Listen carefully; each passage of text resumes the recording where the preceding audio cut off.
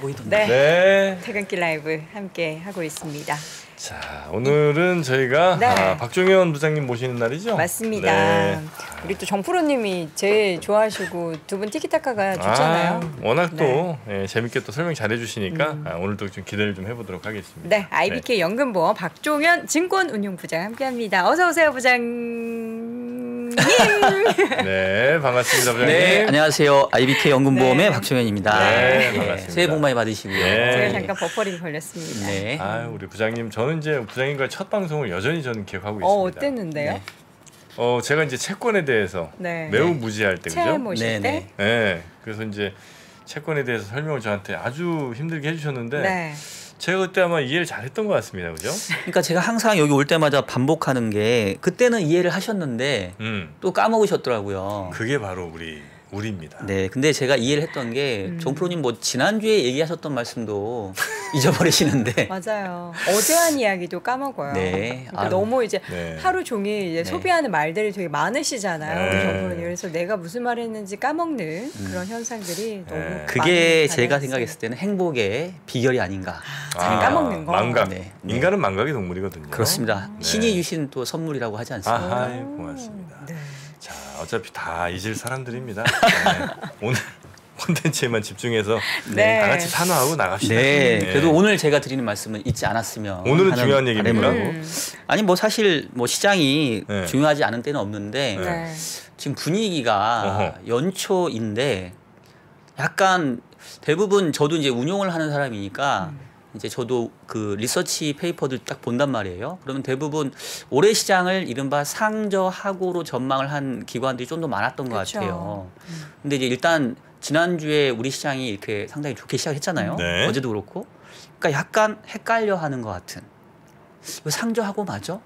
상방이 생각보다 셀 수도 있는 거 아니야? 그러니까 이게 저라고 하니까 네. 미리 저 할 때 분해하면서 그러고 있는 건가요? 그러면? 그러니까 이제 수급상으로? 그 부분이 지금 약간 이제 헷갈리는 상황이기 때문에 오늘이 좀 중요한 자리이지 않겠냐 네. 이렇게 네, 저는 네, 좀 네. 생각을 하고 온 그래서 거죠. 정부는 그래 상저하고를 네, 지금 염두에 두고 투자하는 게 아니고 네. 상고하고를 또 염두에 상고하고 하고 그렇죠. 이렇게.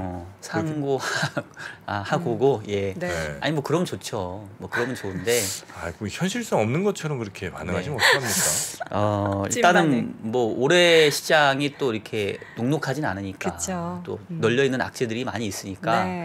제 계좌는 3년 동안 지금 녹록지 않았어요. 시장이 좋을 때 올해는 안 자, 놓고. 가야 됩니다.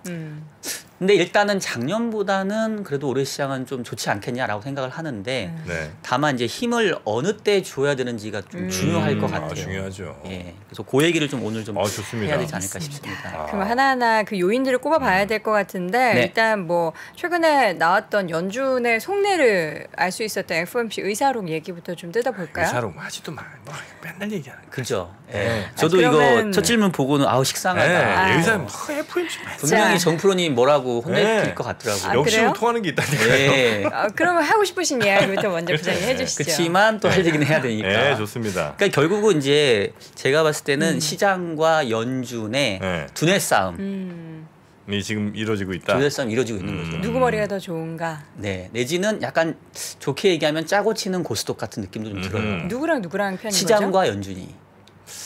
그래요? 네, 저는 조금 긍정적으로 보자면 그러니까 무슨 얘기냐면 그 FOMC 의사록에서 얘기했던 내용은 그거예요. 네. 연준 위원들 중에서 어느 누구도 올해 금리 인하를 보고 있지 않다. 네. 그걸 상당히 강조했지 않습니까? 올해 금리 인하는 없다. 없다. 그리고 하물며 어떤 멘트가 들어있냐면 혹시나 우리가 약간 틈을 보여서 시장이 우리가 완화적인 스탠스를 보일 가능성을 탐지하거나 내지는 우리가 물가 안정에 대한 의지가 약화된 걸로 오해하게 되면 네. 그게 우리가 물가를 잡는데 어떤 좀 불협화음을 낼 수 있기 때문에 그 부분을 좀 우리는 조심해야 된다. 네. 그러니까 상당히 시장에 대고 어떻게 보면 친절하게 얘기하고 있는 거죠. 우리 금리 인하 안 할 거고 우리가 금리 인하 할 거라는 생각도 니네가 하는 것 자체도 우리는 허용하지 않을 거야 라고 단호하게 얘기를 하고 있는 게 지금 연준의 입장이고 그런데 시장은 지금 보시면은 우리가 흔히 말하는 그 미국의 기준금리를 거래하는 그 CME의 FF 선물 시장이라는 게 있잖아요. 네. 거기 보게 되면은 지금 연도 말의 기준금리의 전망치가 가장 확률이 높은 게 4.25에서 4.5%거든요. 그러니까 그 얘기는 올해 뭐 한 2월, 3월 정도는 금리 인상해서 한 5% 내외로 기준금리 상단을 갖다 놓겠지만 연말에는 결국 한 50bp 정도 금리 인하할 거야라고 시장은 또 보고 있는 거예요. 그래요? 예. 그러니까 이게 지금 연준은 아주 세게 얘기하고 있는데 시장은 또 안 믿으니까 어떻게 보면 진실 게임이고 어떻게 보면 제가 봤을 때는 약간 짜고 치는 곳이 똑같다. 혹은 뭐 둘 다 맞는 얘기일 수도 있죠. 왜냐하면 연준은 이렇게 이야기를 함으로써 물가를 빨리 떨어뜨려야 되는 그 의무를 다해야 되니까. 그렇죠. 그러나 만약에 시장이 혹은 뭐 경기가 훅 무너지는 데 있어서 연준이 금리를 내리지 않을 도리는 없잖아요. 그렇죠. 그러니까 저는 뭐 연준의 이야기도 뭐 틀린 얘기는 아니고 시장의 움직임도 역시 마찬가지 틀린 게 아니다. 이건 서로 둘이 양립할 수 없는 그런 것은 아닌 것이다 라고 해석하고 있습니다. 역시 저하고 조금 해석이 비슷해요. 아 그렇습니까? 그래서 제가 짜고 치는 고스톱이다 라고 얘기를 한 게 그러니까 사실은 결론만 놓고 보면은 연준은 금리 인하 안 할 거야 라고 얘기하고 있고 네. 시장은 할 거면서 이러고 있잖아요. 양립할 수가 없는 얘기죠. 네, 근데 네, 지금 네. 정프로님도 양립할 수 있는 거 아니냐라고 얘기한 게 그러니까 왜 그런 얘기 있잖아요. 이렇게 뭐 달을 가리킬 때 손가락을 보지 말고 달을 아하. 달을 봐라 이런 얘기를 하잖아요. 아 적절치 않은 예 같은데요. 제가 좀 살려보도록 연결하기 하겠습니다. 쉽지 않을 것 같습니다. 살려보도록 하겠습니다. 네. 아니 자꾸 여기만 나오면 내 계기를 하려고 그래. 좀 희망에 대해서 좀 네. 진지하게 얘기를 하고 싶은데 네네. 조금만 참아주십시오. 알겠습니다. 왜 제가 이런 표현을 썼냐면 네. 지금 결국은 연준의 목표는 금리를 올리고 내리고는 연준의 목표가 아닙니다. 네. 그렇죠? 연준의 목표는 뭡니까? 물가를 물가죠. 잡는 물가 거죠? 잡는 거예요. 그럼 만약에 물가가 잡혔다. 그러면 금리를 굳이 올릴 필요는 없죠. 없는 거죠. 음흠. 만약에 물가를 잡았는데 너네 왜 금리 안 올렸어라고 욕하진 않을 거란 말이에요. 그렇죠. 연준도 그렇고 시장도 그렇고 바라는 거는 네. 금리 안 올리고 물가 잡는 게 최고입니다. 그러면 연준 입장에서는 계속 내가 물가를 잡을 거야. 네. 물가를 안정시킬 거니까 니네 까불지 마 라고 계속해서 신뢰를 주는 게 어떻게 보면 연준 입장에서는 네네네. 가장 취해야 되는 맞는 그쵸. 스탠스인 거고 시장은 그래? 정말로 연준이 저렇게 해서 물가를 잡는다고 한다면 어쨌든 경기는 올해 조금 부진할 테니까 그럼 흔히 말하는 높은 금리, 경제가 감당하지 못할 금리를 굳이 또 유지할 필요가 있을까? 네네. 그럼 결국 연말에는 또 금리를 인하할 수 있는 환경이 만들어질 수도 있겠네. 그래서 이제 이렇게 생각해 보면 네. 연준이 얘기하는 우리 금리 인하 올해 없을 겁니다라는 거를 이제 저는 손가락으로 생각을 하는 거고 사람들은 손가락을 보고 있지만 결국 핵심은 물가 잡는 거니까 네. 달이 물가. 그렇죠. 달이죠. 만약에 그 가리키는 달, 즉 물가 안정이 이루어지면 정말로 시장에서 반영하는 데처럼 올해 하반기에 금리 인하가 있을 수도 있다. 네네네. 그러니까 이건 어떻게 보면 좀 약간 둘이 짜고 치는 것일 수도 있다.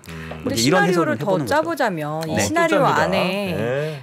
경기 침체라는 게 지금 연준이 생각하는 것은 뭐 가벼운 혹은 경기 침체가 없을 것이다까지 파월 의장이 강하게 얘기하잖아요. 근데 이 시나리오 안에 만약에 경기 침체가 연준이 생각했던 것보다 갑작스럽게 세게 온다면 연준은 지금까지 스탠스를 완전히 바꿔서 금리 인하할 수밖에 없잖아요. 네. 왜냐하면은 그 전에 이전에도 말씀하셨듯이 그렇죠. 그렇죠. 코로나 왔을 때 2023년까지 제로 금리 네. 이야기했었고 뭐 인플레 일시적 이런 얘기했다고 다 바꿨잖아요. 네. 그러면서 올해도 말씀해 주셨던 뭐 달 이런 거 다 떠나서 경기 침체 오면은 뭐 계획했던 거 다 없어지고 금리 인하 가는 거 아닙니까? 근데 이제 어차피 뭐 미래라는 거는 지금 정해져 있는 게 아니라 네. 이렇게 그 케이스에 따라서 움직일 건데 하반기에 금리 인하가 된다고 하더라도 흔히 말해서 주식시장이 좋아하는 금리 인하가 있고 네. 주식시장이 싫어하는 금리 인하가 있을 거예요. 지금 우리 여앵커님께서 말씀하신 네. 경기가 이제 박살이 나서 물가고 뭐고 다 필요 없고 경기가 너무 급격하게 위축되니까 이제 그거를 수습하겠다고 금리 인하를 하게 되면 사실은 그거는 주식시장에 그렇게 싫어하는 좋은 영향은 아닐 겁니다. 왜냐하면 과거에 보면 항상 높은 금리를 유지하다가 금리가 인하 국면으로 갈 때 오히려 그때 주식시장이 망가져요.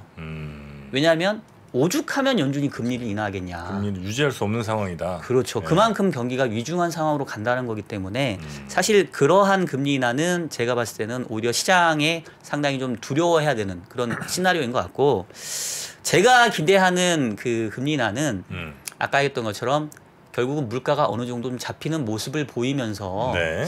이 정도 금리 수준이면 그래도 경제와 물가에 좀 균형을 잡는 수준 아니겠어? 이런 차원에서 소폭 인하하는 정도. 그래서 과거에 경험이 있었던 게 2018년도에 그 당시에 우리가 보험성 금리 인하라는 그 금리 인하가 있었습니다. 인슈런스 컷. 역시 예, 정프로님 기억하시죠? IC로 줄여서 얘기할까요? 그것까지는 안 하는 게 그렇게까지는 안 좋았을까요? 하는 것 같아요. 알겠습니다. 예. 예. 보험성 금리 인하. 네. 근데 사실은 그 보험성 금리 인하라는 게 너무 말이 웃기는 거죠. 지금 당 당장 경기가 좋지는 않지만 경기가 안 좋아질 수도 있으니까 금리를 좀 내려줄게. 이게 2018년도에 있었던 금리 인하였거든요. 네. 그러니까 올해 하반기에 우리 주식시장이 계속해서 이 힘을 얻고 금리 인하가 긍정적으로 작용하려면 이제 이런 차원. 경기가 완전히 박살나진 않은데 물가가 조금 진정이 됐으니까 굳이 계속 높은 금리를 유지하는 것보다는 네. 경기를 조금 생각하면서 살짝은 내쳐줄게. 요 정도가 시장에서는 가장 좋아할 만한 금리 인하가 될 텐데 네. 뭐 그거는 정해진 길이 아니기 때문에 뭐 앞으로 그 길을 갔으면 하는 바람으로 시장을 계속 좀 쳐다봐야 될 것 네. 같습니다. 이런 그림을 저는 상정하고 있는데 혹시 어떤지 가능성이 좀 있는지 좀 부탁드리겠습니다. 네. 미국 시장이 어쨌든 이제 물가 때문에 고금리 좀 유지하다가 뭐 한 3분기 넘어서부터 경기 좀 안 좋아지면서 금리 인하 들어갑니다. 네. 달러가 그때부터 좀 더 하락을 세게 하고요. 네. 금리 인하하면서 그러면서 신흥국들의 환율이 조금 더 세게 가고 네. 그러니까 우리 원화가 한 1,110원, 1,100원, 1,130원 요 정도 안쪽에서 움직입니다. 네. 그러면서 수출은 또 잘 돼요. 그래서 우리나라 주식시장은 미국의 약간 좀 침체보다 훨씬 더 높은 성장을 구가하는 네. 그런 그림이 올 3, 4분기쯤 오지 않을까? 3, 4분기쯤. 네. 저는 사실 이제 오늘 제가 사실 오늘 하고 싶었던 얘기는 뭐냐면 네. 아까 이제 상저하고 상고하저 얘기하다가 이제 약간 이렇게 좀 말이 이렇게 쭉 전개가 됐는데 네. 저는 사실은 오히려 올해 시장 중에 상반기가 그래도 특히나 1분기가 오히려 시장이 조금 돈을 벌 수 있는 기회가 된다. 아 하반기나 이럴 때보다 하반기보다는 오히려 1분기가 시장이 좀 더 좋을 수 있다. 우리 시장 얘기하시는 우리 거죠? 시장이. 네. 예. 오히려 하반기가 저는 조금 더 걱정이 된다. 아 그래요? 예. 그래서 우리 정프로님은 지금 3분기쯤에 이제 약간 좋은 시장을 기대를 하고 계시는데 아, 상반기도 좋게 보긴 해요 저는. 네. 상반기도 좋게 보는데. 아까 상저하고 아니, 상고하고 상고하고 예. 아 그럼 뭐 왜 얼마 그럼 좋겠지만. 3분기에 안 좋게 보시는 거예요? 그러니까 일단은 기본적으로 네. 그 고금리에 따른 경제 충격을 저는 한 번은 겪고 가야 된다고 봅니다. 아 그러니까 이거 피해갈 수가 없다. 그렇죠. 왜냐하면은 금리라는 게 네. 실물 경제에 영향을 미치는 게 제가 봤을 때는 두 가지 국면이 있는 것 같아요. 첫 번째는 금리 자체가 올라가기 때문에 이른바 주식시장에는 약간 할인율 변수로 작용하면서 즉각적으로 주가를 낮추는 요인으로 작용을 합니다. 그게 이제 1단계인 것 같고요. 네. 과거에는 금리가 인상이 되면 사실은 또 빠르게 인하된 적도 많았어요.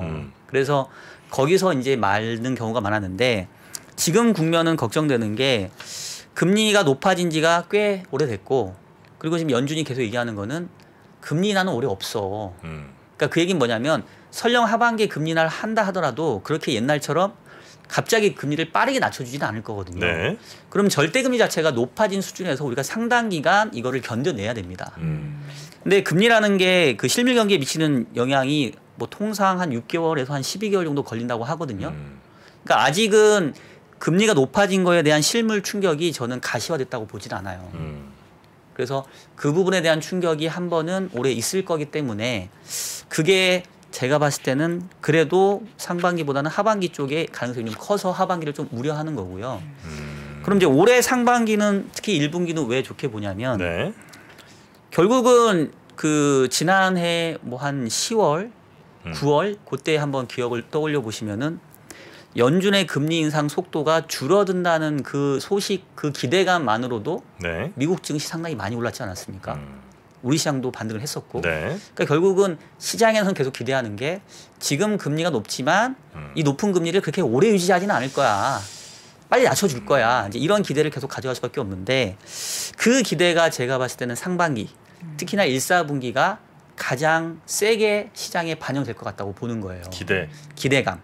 연준의 스탠스가 바뀔 거다. 그러니까 피벗이라는 말 너무 지겹게 해가지고 저도 네, 또 하기 네, 쉽지 네. 않은데 일단은 금리 인상이 멈출 거야. 그렇게만 돼도 시장은 그 부분을 조금 긍정적으로 할 것 같아서 그거에 대한 기대감이 있는 거고 1분기에 특히나 그런 기대감이 가장 높게 반영되는 시기라고 보는 게 네. 물가의 흐름이 1, 4분기 물가는 제가 봤을 때는 매우 급락하는 형태를 보일 겁니다. 아, 1, 2, 3월엔 네. 거의 그러니까 상반기 6월까지는 네. 마치 산이 높으면 골이 높은 것처럼 골이 깊죠. 아 죄송합니다. 예. 감사합니다. 아 자꾸 말려요. 내가 정프로님하고 방송하게 되면 골은 깊잖아. 네 산이 높으면 골이 깊은 것처럼 네. 네. 지금 전년비 이렇게 비교했을 때 그렇죠. 떨어진다. 혹시 정프로님 돌발 질문 들어가겠습니다. 돌발 질문으로 가겠습니다. 언제나 받아주시죠. 네. 그죠? 예. 네. 미국의 CPI 기준으로 상승률이 제일 높았던 때가 작년 언제인지 기억하십니까? 작년 언제냐? 네. 작년 가장 높았던 때 네. 작년 7월로 가겠습니다. 7월. 혹시 여돈 앵커님 하나 9월인가 10월 아니었나요? 9월인가 10월인가? 헤헤이. 에헤 이건 틀렸네. 아니잖아요. 언제요? 아, 지표로는 6월이었고요. 그래요? 6월이요? 발표된 시기는 7월이었습니다. 7월이잖아요. 오. 아니요. 지표를 얘기했으니까 6월을 정답으로 얘기하셔야죠. 어쨌든 7월에 발표된 거니까 좀 맞춘 아이고, 걸로. 참. 그럴까요? 50은 맞춘 걸로. 네. 어쨌든 예. 그래도 뭔가 몸이 기억하는 것 아, 같은. 그럼요. 네. 와. 그럼 혹시 레벨도 기억하십니까? 아이고 당연히 그거 기억 못할 수 있습니까? 10이었잖아요. 예? 아닌가? 9였나? 그 제일 높게 나왔을 때 기억이 얘기하시는 안 거죠? 그렇죠. 예. 그때 10.1. 11.6까지 봅니다. 진짜요? 미국 CPI가 네. 에헤이 10.1 큰일 났네. 아니었나? 9.1이었습니다. 9.1. 그거밖에 안 나왔어요? 예. 왜 이렇게 호들갑을 떨어 9.1에. 그 정도 가지고. 네. CPI 그거밖에 안 나왔었어요? 9.1 아니 나왔었어요. 이게 중요해요? 중요하죠. 왜요? 왜 중요하냐면 음. 아까 제가 산이 높으면 골이 골이 깊다 깊다. 말씀드렸잖아요. 네. 그러면 산이 가장 높았던 시기가 언제란 얘기죠? 잊어버려요. 6월. 6월, 네, 6월. 6월. 6월. 작년 6월에 9.1이었다고요. 네. 그럼 올해 6월은 사실은 뭐 유가라던가 뭐 렌트비 뭐 내지는 임금 상승 이런 거에 변화가 크게 없어도 네. 약간 좀 속된 표현이지만 자동빵으로 6월까지는 미국의 물가가 하락하는 그런 모멘텀을 보이게 돼 있어요. 오토매틱 브레드로 좀 수납 부탁드리겠습니다. 아, 예, 죄송합니다. 예. 그러니까 이른바 기저효과 때문에. 네. 근데 거기에다가 지금 보시면은 유가의 흐름을 보면 지금 유가가 한 70불 중후반 네, 정도 되지 않습니까? 그쵸. 네. 혹시 작년 이맘때 음. 유가 얼마인지 기억하시겠습니까? 작년 요맘때 그렇죠. 유가 1년 전. 작년 초에. 작년 그때- 초에는 한 6, 70불 때 아니었어요? 에헤이 또 에헤이. 나왔다 그죠? 에헤이 나오잖아요. 예, 정프로님. 예, 왜, 그때 왜? 이제 한 100불. 에헤이. 에헤이. 오늘 이상한데. 예. 그 작년 이맘때 유가가 딱 현재 수준이었습니다. 70불 때? 6, 70불 때. 70불이라고 했잖아요, 제가. 맞습니다. 예. 예. 왜 에헤이 하셨어요? 에헤이. 아니 저는 안 했어요. 정권이 하셨지. 예. 자, 근데 제가 왜 네. 얘기했냐면 작년 초에 딱 유가가 이 정도 수준이었는데 네. 3월 달에 러시아가 우크라이나를 침공했죠. 했죠. 그러면서 유가가 130불까지 갔습니다. 맞아요. 그랬죠. 그게 3, 4월이에요. 어허. 그러면 지금 현재 유가가 그냥 현재 수준에서 그냥 계속 유지만 된다 하더라도 올해 2월 달 가면 전년 동기비 유가 상승률은 마이너스입니다. 그렇죠, 그렇죠. 3월 가면 마이너스 폭이 거의 한 3, 40%가 돼요. 음. 그러면 아까 오토매틱 브레드, 브레드로 네. 6월 말까지는 금리가 빠지는 물가가 빠지는 국면인데다가 네. 지금 유가가 물가를 오히려 마이너스로 영향을 주기 시작하겠죠. 급락을 할 수 있겠군요. 그렇죠. 그리고 렌트비 최근에 미국의 그 주택 가격 상승률 꺾이면서 렌트비 네. 후행하니까 얘도 빠질 가능성이 매우 농후합니다. 음. 그리고 한 가지 남아 있었던 찜찜했던 구석이 바로 임금 상승률이었어요. 네네네. 근데 그게 지난주 금요일 날 이제 마지막 꺾였죠. 퍼즐을 맞춰준 거죠. 임금 상승률마저도 둔화되는 모습을 보이면서 요거는 이제 빼박이다. 꺾여버렸어. 네. 그러면 오늘 많이 줄이시네요. 죄송합니다. 단어를. 오늘, 네. 아니 저는 원래 방송을 되게 언어 그렇게 막 쓰지 않으시는데. 고운말 그쵸? 우리말 많이 쓰는데 우리말 맞아요. 빼도 박도 정프로님하고 못한다. 항상 방송을 막 하게 돼가지고 또 제 책임이 크다고 봐야 네, 될까요? 뭐 네. 누구랑 얘기를 하는지에 따라도 저도 대응을 해줘야 여동도 되니까 있습니다. 예, 죄송합니다. 예. 여행커님 보고 고운말 우리말 쓰겠습니다. 하여튼 빼도 박도? 그래서 지금 물가 상승률이 9.1에서 7.1까지 떨어진 게 지난달이거든요. 네. 근데 이번 주 목요일 날 이제 12월 물가 지표 발표가 됩니다. 드디어. 그렇죠. 지금 컨센이 6.6, 6.5 그래요. 더 떨어져요. 더 떨어집니까? 예, 네. 저도 그럴 가능성이 네. 더 있다고 봅니다. 오. 그리고 12월은 그렇다 치는데 아까 했던 것처럼 2월, 2월, 3월은 더 떨어질 수밖에 없죠. 그냥 4 앞자리 한번 볼까요? 저는 3%대까지도 갈까요? 올해 상반기에 볼 수 있다고 생각이 돼요. 1분기예요? 상반기. 아, 상반기. 올해 6월까지. 아, 6월까지. 3을 볼 수 있다. 3%대 후반. 그러면은 CPI가 그 정도면 PC는요? PC는 뭐 PC 기준으로? 그보다는 근데 그게 PC하고 그 CPI 보면은 CPI의 변동성이 좀 커요. 그래서 높아질 때도 CPI가 좀 높아지고 낮아질 때도 CPI가 좀 더 낮아지거든요. 네. 왜냐하면 이제 CPI하고 PC의 가장 큰 차이는 이른바 대체 수요가 있거든요. 그러니까 예를 들면은 뭐 소고기 비싸면 돼지고기를 사 먹고 네. 뭐 배가 비싸면 사과를 사 먹는 효과가 PC에 반영이 됩니다. 네. 그래서 덜 오르고 좀 덜 떨어지는 네. 뭐 이런 부분이 있는데 아, 어쨌든 CPI가 3%대로 이렇게 낮아지게 된다고 한다면 그렇죠. 분명히 이제 시장에서는 앞서 나가는 사람들 또 환호하는구나. 또 희망 회로를 돌리는 인상. 사람들은 샴페인 또 터트려. 이제 금리 인상 끝났다. 2월 2월 1일 날 25bp 금리 인상하고 3월 달에 25bp 인상하고 금리 인상 이제 종료다. 네. 그리고 이 추세면 내친 김에 이제 하반기 금리 인하 간다라고 주장하는 분들이 저는 상당히 많이 생기겠죠. 늘어날 만한 좀 오해할 만한 그런 환경이 마련되리라고 생각이 되고요. 네. 인하는 절대 안 된다고 생각하시는 거죠? 인하? 일단 저는 금리 인하를 연준이 올해 절대 안 연말에는 할 하실 거라고. 것 같은 거 아니에요? 저는 올해는 좀 쉽지 않다고 올해는 하고 쉽지 있어요. 않다. 예. 그러니까 제가 얘기하는 거는 그러한 연말에 금리를 인하할 거다라는 기대감이 가장 극에 달하는 시기가 아마도 물가 하락세가 가파르게 진행되는 올해 상반기일 거다. 3, 그러니까 4월 뭐 이럴 때. 그렇죠. 그 시기에는 시장이 뭐 실적 둔화되는 거, 경기 침체되는 거는 안 보고 조금 선반영된 부분이 있으니까 야 이제 금리 인하에 대한 기대감으로 그냥 막 슈팅하는군요. 조금 상반기가 더 하반기보다는 여건이 좋다. 그럼 난 그때 팔아야 되겠다. 안 올라왔는데도 파실 거예요? 그러니까 마이너스 한 그거는 30이실 텐데 파실 지금 거예요? 네. 그 팔지 안 팔지는 상반기 말에 강해질 때 그때 가서 고민해도 늦지 않은데 근데 중요한 거는 지금 왜냐면 연초잖아요. 네. 그러니까 저도 지금 운용하는 사람이기 때문에 운용 전략을 짜야 되는데 그쵸. 만약에 상저하고라고 하면은 그 얘기거든요. 상반기 기다리라는 얘기예요. 지금 지난주에 주가가 조금 올라왔고 네. 외국인이 연초부터 거의 한 2조 원 사고 있는데 그냥 기다려야 된다는 얘기예요. 왜 상저니까 이것보다 더 떨어질 수 있는 뭔가 충격이 있으니까 것이다. 쫓아가지 말고 기다려야 되겠는데 라고 만약에 해서 그냥 지나갔는데 제가 얘기했던 그런 어떤 물가 하락에 대한 흐름 그리고 연준에 대한 피봇 기대감이 극에 달해가지고 만약에 혹시나 1분기 상반기 주가가 안 빠지고 네. 여기서 스물스물 올라와 버리면 제가 봤을 때는 올해 돈 벌기 정말 어려워집니다. 그래서 상반기에 빨리 뭔가 확 승부를 좀 볼 필요도 그렇죠. 그래서 꺾여도 저는 만약에 올해 투자를 한다면 차라리 지금 해야 된다. 지금이 오히려 투자의 승부를 걸 지금 때다. 빨리 들어갔다 나와야 된다. 오히려 하반기는 사실은 잘 모르겠어요. 하반기 만약에 상반기가 올라오면 거기서 팔지 말지는 그때 가서 고민할 건데 오히려 상반기가 훨씬 투자하기에 저는 좋은 여건이라고 생각하는 거예요. 네. 저는 이 박종현 부장님이 이래서 저는 좋습니다. 저는 일종의 약간 용기라고 생각을 하거든요. 네, 명확하게 뷰를. 또 많은 분들의 경우에 꼭 그렇게 생각하지 않아도 그냥 상저하고를 얘기하는 분들이 많아요. 네. 왜냐하면 하반기 어떻게 될지 솔직히 잘 모르는 거고 그냥 희망적인 얘기 던져놔도 되는 거고 네. 괜히 상고 얘기했다가 아니면 바로 이제 내가 좀 힘들어지니까 빠르게. 차라리 그냥 좀 안 좋다고 얘기한 거에 대해서 길게. 누구도 뭐라고 잘 안 하거든요. 왜냐하면 조심하자고 하는 거에 그렇게 뭐라고 할 수는 없잖아요. 근데 뭐 올라간다 이렇게 얘기했다가 안 올라가면 야 저거 자기 장사하려고 저렇게 사라고 말해 하는구나. 이런 사람들이 많기 때문에 저는 이런 우리 박종현 부장님의 전망 그리고 전망을 말씀해 주시는 건 굉장히 저는 용기 있는 행동이라고 봅니다. 이게 맞았으면 좋겠네요.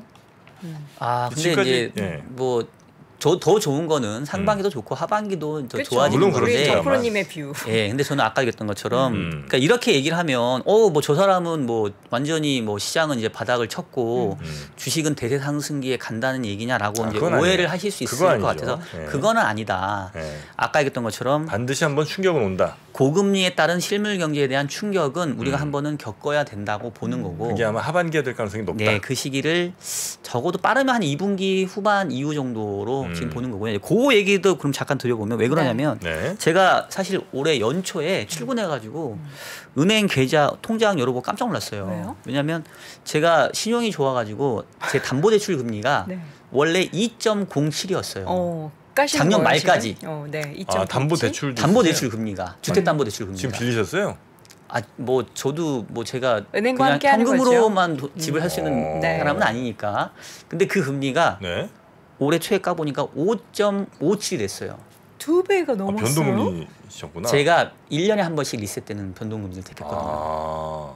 그래서 무슨 얘기를 하고 싶냐면 올해는 그럼 5점 얼마로 가는 거예요? 지금 5.5가 됐죠. 이미. 그게 고정으로 가는 거예요? 1년 동안. 그러니까 예. 와. 그러니까 정확하게 얘기하면 금융채 1년 플러스 뭐 한 100bp 정도의 신용 스프레드가 붙는데 지금 금융채 1년짜리 금리가 한 4.5 정도 되거든요. 그럼 만약에 이거 금리 떨어지면 갈아타셔야겠네요.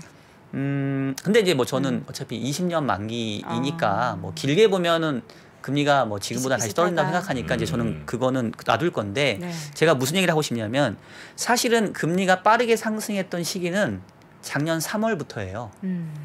작년 3월에 미 연준이 금리를 인상하기 시작을 했잖아요. 네. 그리고 특히나 금리 상승 속도가 빨랐던 시기는 작년 하반기입니다. 네. 그래서 매우 단기간에 금리가 급등을 했어요. 그러다 보니까 만약에 3개월 변동으로 대출을 받은 사람이라고 한다. 그러니까 고정금리 빼고 그리고 사실은 대부분 우리나라의 대출자들은 고정보다는 변동 부분의 네네네. 비중이 더 크니까 3개월 변동을 쓰신 분들은 3개월 지나면 바로 이제 그 적용이 됐겠지만 저처럼 1년에 한 번씩 변동되는 사람들은 금리가 올랐지만 사실 체감적으로 느끼진 못했어요. 이제 느끼는구나. 이제 느끼는 거예요. 네. 1년 지나서. 아.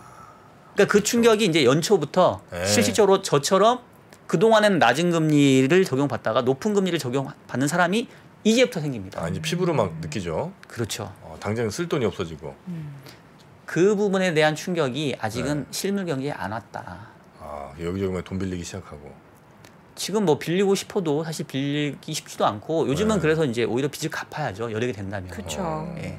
그러니까 주식이나 뭐 펀드나 이런 것들을 투자하는 환경도 좀 쉽지 않을 수 있는 게 네. 예를 들면 대출 금리가 뭐 신용 대출 금리 6% 7%면 내가 만약에 옛날처럼 마통해서 이거 빌려가지고 주식에 투자하고 막 옛날에 많이 했잖아요. 아유, 지금 이제 마통 잘못하면 한 거의 두 자릿수 가까이 나올 것 같은데 이제. 그럴 수도 있죠. 네. 그러면 이제 너무 기회비용이 큰 거예요. 네.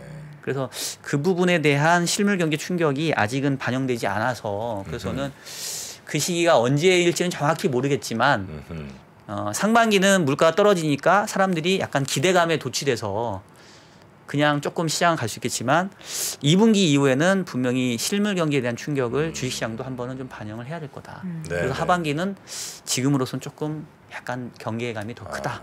이렇게 보는 겁니다. 네. 올해 처음 이제 금통위가 또 예정돼 있잖아요. 네. 이 한국은행? 미국 금리 인상 전에 네. 이번에는 금리 인상 할 거라고 보세요? 요번 주 금요일 날 예정돼 있어요. 네. 사실 요번 주에 가장 중요한 이벤트가 목요일 날 미국의 CPI, 네. 그다음에 금요일 날 우리 금통인데 네.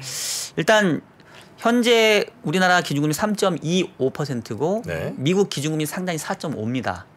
근데 지금 2월 1일 날 있는 FOMC에서 최소한 25bp 인상은 기정사실이니까 그러면 이제 만약에 요번에 우리가 아무것도 안 하게 되면 네. 미국하고 한국의 금리 차가 상단 기준으로 150bp가 되는 거예요. 근데 최근에 뭐 아무리 환율이 좀 안정적이라 하더라도 이런 부담을 그냥 깔고 하기는 좀 어려울 것 같고 그다음에 총재께서도 얘기하는 게 지금 우리 물가 상승률도 5%대거든요. 5%대 물가인 상황에서 금리 인상을 멈추긴 좀 어렵다. 네. 그래서 일단 25bp 금리 인상을 할 것 같은데 여기서 지금 좀 약간 질르겠습니다. 요번 주 금리 인상이 한국은행에서는 마지막이다. 마지막이 될 가능성이 저는 크다고 보고 있습니다. 요번이 마지막이다. 그리고 금요일 날 금리 인상하면서 소수 의견이 한 2명 이상은 나온다. 금리 인상 아니라는. 그래서 사실상 한국에서는 금리 인상 사이클이 종료된 것 같은 그런 인식이 일어날 가능성이 크다. 네. 3.5가 끝이다. 3.5에서 멈출 가능성이 저는 크다라고 보고 있어요. 이제 저 현재 대출자이기 때문에 약간의 이해관계도 있습니다만 바이어스가 생겼나요, 제가? 그러나 뭐 충분히 그 정도로 예상하신 분들이 꽤 있죠, 그래도. 네. 뭐 물론 바이어스가 없는 건 아닌데 네. 뭐 논리가 없는 건 아닌 게 일단은 결국은 한국은행도 그 성장과 물가를 저울질할 수밖에 없거든요. 근데 이제 물가가 5%대니까 상당히 두렵긴 한데 네. 아까 했던 것처럼 고금리에 대한 충격이 실물 경제에 이제 나타나기 시작을 할 거고 그리고 최근에 다행스럽게도 환율이 원화가 강세이기 때문에 네. 미국의 금리 인상을 우리가 막 추종해 가면서 기계적으로 미국이 올리니까 우리도 따라 올려야 된다. 이럴 압박은 좀 많이 줄었거든요. 그래서 요번 정도 인상하고 적어도 좀 지켜보지 않겠냐. 네. 채권 금리는 근데 이미 고점 찍고 약간 내려오는 분위기인가요, 혹시? 많이 떨어졌습니다. 그죠? 그러니까 저의 이런 기대들이 시장에서도 반영된 게 지금 오늘 보시면은 국고채 10년짜리는 3.5%보다 낮아요. 국고채 3년은 3.5%보다 조금 높고. 그러니까 지금 채권 시장에서 채권 트레이딩을 하는 사람들은 3.5 정도가 마지막이지 않겠어라는 생각을 사실은 좀 많이 하고 있는 거죠. 네네네. 그러면 우리 시장 그 혹시 우리 주식시장이나 미국 주식시장은 거의 뭐 동조화해서 움직일 거라고 올해 이렇게 보세요? 아니면 좀 많이 차이가 좀 날 거라고 보십니까? 일단은 뭐 크게 벗어나지는 않을 건데 이제 그건 있는 것 같아요. 그러니까 미국이 좋을 때 우리가 안 좋을 수는 있지만 미국이 안 좋을 때 우리가 좋을 수는 없는 것 같아요. 근데 또 올해는 그래요? 신흥국 쪽 좀 더 좋을 거라는 얘기가 많았잖아요. 그러니까 방향성은. 그러니까 예를 들면 미국 주가가 막 올해 빠지는데 우리 주가가만 올라가는 건 어려울 것 같고 미국 주가가 그래도 뭐 강보합 정도는 보이면 우리가 조금 더 이제 이런 것 같고 올해 시장은 저도 그 비달러화 국가들에게 좀 더 기회가 있다고는 봐요. 왜냐하면 어쨌든 간에 작년에 달러가 강세되면서 흔히 말하는 달러 캐리 트레이드 자금들이 다 이제 본국으로 송환되고 뭐 달러로 이제 바뀌는 작업이 있었는데 미국 입장에서는 금리 인상을 뭐 한두 번은 더 하겠지만 달러화가 더 강해지기 힘든 거는 미국 밖에 있는 국가들이 조금 더 이제 후행적으로 통화 정책을 바꾸니까 대표적으로 이제 일본 같은 경우에 금리 타겟 수준의 레인지만 바꿨을 뿐인데 뭐 엔화가 엄청나게 강세로 가잖아요. 그러니까 그거는 모멘텀의 변화거든요. 그러니까 그런 걸 감안해 보면 미국이 설령 한두 번 금리를 인상한다 하더라도 달러화는 제가 봤을 때는 다시 강해지기는 좀 쉽지 않아 보이고 그러면 아까 우리 정 프로님이 그렸던 희망 회로 중에 뭐 그게 3분기일지 언제일지 모르겠지만 어쨌든 달러화 자산보다는 미국 증시보다는 한국 증시가 그래도 올해는 조금 더 수익률이 낮지 않을까 그 기대는 하고 있습니다. 그렇습니까? 그 이제 금리가 지금 요 그림으로 가면 혹시 그 부동산은 어떻게 부동산? 네. 근데 이제 부동산은 그러니까 사실 주식 시장은 아까 제가 상반기에 물가가 빠지고 연준의 피봇 기대가 있으니까 이제 그 부분들이 시장에는 좀 긍정적으로 작용할 거라고 말씀드렸는데 주식의 부동산하고 가장 큰 차이점은 주식은 금융 상품 중에 가장 유동성이 좋은 자산입니다. 그러니까 이거는 진짜 이렇게 쏠리고 이리 쏠리고 저리 쏠리고 할 수 있어요. 근데 부동산은 어떻게 보면 또 유동성이 가장 떨어지는 자산 아니겠습니까? 그러니까 부동산은 확인하고 갈 수밖에 없거든요. 확인하고 간다. 그러니까 상반기의 주식시장은 금리가 더 이상 안 오르겠네. 금리 인상이 끝났네.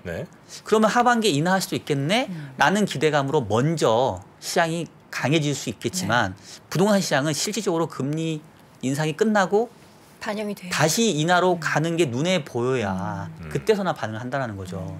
그리고 고금리에서 들어갈 수 없으니까. 그렇죠. 그리고 앞서 얘기했던 것처럼 저처럼 이제 높아진 금리에 적용받는 사람들이 하나둘씩 늘어나기 시작할 거기 때문에 그 부분들에 대한 부담이 부동산이 올해 바로 그 부분을 떨치기는 좀 어렵다고 봐요. 그거는 좀 시간이 좀 걸릴 거라고 생각을 합니다. 그러면 그 지금도 굉장히 좀 많이 뭐 하락하고 있는 그런 상황인 것 같은데 그 하락세는 올해 내내 거의 지속될 가능성이 좀 높겠네요. 근데 이제 일단 최근에 정부가 여러 가지 이제 규제 완화를 내놓으면서 이제 하락 폭이 좀 줄었잖아요. 하락률이. 그러니까 어쨌든 간에 이제 시장에서는 이제 뭐 옛날에 있었던 규제 다 풀어주니까 어느 정도 완충 역할은 좀 하긴 하겠죠. 그래서 이게 뭐 계속 하락한다기보다는 이제 하락세가 조금씩 잦아드는. 근데 그렇다고 해서 부동산 시장이 올해 바로 강세로 전환하기에는 조금 어려운 약간 바닥을 다지는 시간들을 좀 겪지 않을까 이렇게 일단 저는 부동산에 대한 표현을 그렇게 갖고 있습니다. 알겠습니다. 부장님께서 꼽는 2023년 투자 키워드 네. 연초에 나오셨으니까 네. 키워드 하나 좀 던져주시죠. 세 가지인데요. 세 가지요? 사실 오늘 다 말씀드렸는데 첫 번째는 상반기에 디스인플레이션. 디스인플레이션. 예, 물가 상승률이 빠르게 떨어진다. 비록 연준의 타겟 수준보다는 위에 있지만 그래서 그게 시장에는 좀 긍정적으로 작용할 것 같고 두 번째 키워드는 피할 수 없는 경기 침체. 금리 상승에 대한 충격은 2분기든 3분기든 뭐 하반기든 한 번은 겪어야 된다. 네. 그 부분이고 마지막 세 번째는 그로 인한 후행적인 연준의 통화정책 변화, 즉 피봇. 그거는 어쨌든 간에 올해 연말이든 내년이든 그 세 가지가 아마도 올해 시장을 좀 움직이는 주요 변수가 되지 않을까 이렇게 생각을 하고 있습니다. 작년에 정말 지겹게 들었던 이야기 중에서 이제 내년의 경기 침체인데 그 내년이 올해로 왔고 네. 이제 이 세 가지가 시장을 계속 또 흔들겠네요. 지겹게 그럼 올해도 매크로 이야기하고 듣고 분석하고 이래야겠네요. 그러니까 사실 매크로를 좀 지겹긴 하는데 어쨌든 간에 지금은 이제 매크로가 지배하는 장이 된 거는 맞고 근데 작년보다는 좀 덜 할 거예요. 왜냐하면 어쨌든 간에 금리 인상 사이클이 뭐 미국이 3월이든 뭐 2분기든 이제 멈추게 되면 이제 그 부분은 이제 변수가 아니라 상수가 될 거고 네. 그럼 이제 그 안에서 그거 말고 이제 뭐 어떤 섹터 어떤 종목을 얘기하는 시간은 분명히 온다고 봅니다.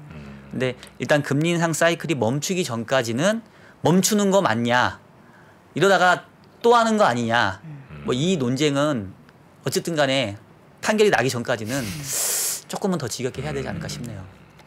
마지막에 종목 질문 하나 있어가지고 네. 테슬라 어떻게 보십니까? 테슬라를 보세요. 아니 유일하게 종목이 하나 질문이 네, 사실 뭐 있더라고요. 제가 이제 종목을 뭐 말씀드리는 네. 사람은 아닌데 그러니까요. 그래서 궁금해서. 근데 이제 뭐 테슬라가 약간 이제 제가 봤을 때는 흔히 말하는 기술주의 대표격 대표적인 성격이 예, 이런 있는. 성격으로 만약에 물어보신다고 네. 한다면 그러니까 지난 한 해는 철저하게 기술주가 어떻게 보면은 가장 성과가 부진했던 시기였잖아요. 그렇죠. 왜냐하면 결국은 할인율이 더 높아졌으니까. 그렇다고 보면은 결국은 올해는 그러니까 주가라는 건 결국은 이 기업의 성장률하고 할인율, 금리를 비교한다고 생각하거든요. 근데 지난해에는 성장세는 좀 멈춰 있는데 금리가 너무 높게 치솟게 올라오니까 고평가됐던 기술주의 가격이 이제 다 빠졌던 거고 네. 지금 주가는 테슬라도 그 분석하는 분들 다 얘기를 들어보면 이제야 조금 적정한 밸류에이션 범주에 들어왔다 이런 얘기를 하신단 말이에요. 그래서 지금은 다시 이제 금리 수준과 성장성을 이제 비교하는 그 시기가 이제 오래된 것 같은데 최근에 좀 주가가 빠진 부분도 분명히 좀 긍정적인 부분이 있고 금리도 계속 상승하는 가파른 상승세보다는 올해는 전체적으로 금리는 횡보 내지는 살짝 하향되는 거기 때문에 점수로 준다고 한다면 할인율이 주가를 떨어뜨리는 그런 힘보다는 어느 정도의 성장성만 보여주면 조금 그동안 빠졌던 주가가 회복하는 그런 모멘텀은 올해 줄 수 있지 않겠냐. 그래서 저는 굳이 구분한다면 아까 이제 올해 주식시장 투자하려면 차라리 상반기 노려야 된다. 네. 특히 1분기 투자해야 된다고 했잖아요. 그럼 뭐 해야 되는데라고 하면 그럼 차라리 성장주, 기술주, 낙폭 과대 성장주. 예, 그게 제가 봤을 때는 그래도 승부를 걸어볼 만한 업종이다라고 생각합니다. 우리 또 정프로님 손 움직이십니다. 네. 네. 이 손 움직임은 바로 매수 매도 버튼으로 이어집니다. 네. 그런가요? 아유, 원망을 들으면 안 게임하듯 될 하시면 안 텐데. 됩니다. 큰일 났네. 네. 좋은 소식을 드려야 될 텐데. 아유, 좋은 소식 드리겠습니다. 네. 자, 오늘 좋은 또 투자 아이디어 그리고 뷰를 전해주신 IBK 연금보험 박종현 우리 부장님 함께했고요. 다음 시간에 또 뵙도록 하겠습니다. 오늘 너무 고맙습니다. 네, 고맙습니다. 고맙습니다. 2023년 투자 계획을 고민하고 계십니까? 2022년을 돌아보고 내 종목을 점검해볼 시간. 그래서 준비했습니다. 반도체, 2차 전지, 자동차, 인터넷, 바이오, 그리고 국내와 글로벌 투자 전략까지 각 분야 베스트 애널리스트만 모셨습니다. 2023 베스트 투자 전략. 이번 강의는 사전에 설문조사를 통해 투자자분들이 진짜 궁금해하는 내용을 담았습니다. 12월 22일 목요일까지만 제공되는 3프로TV 다이어리 캘린더 세트와 수강료 37% 할인 혜택을 절대 놓치지 마세요. 자세한 내용은 영상 하단 링크 또는 네이버에 3프로TV를 검색하세요.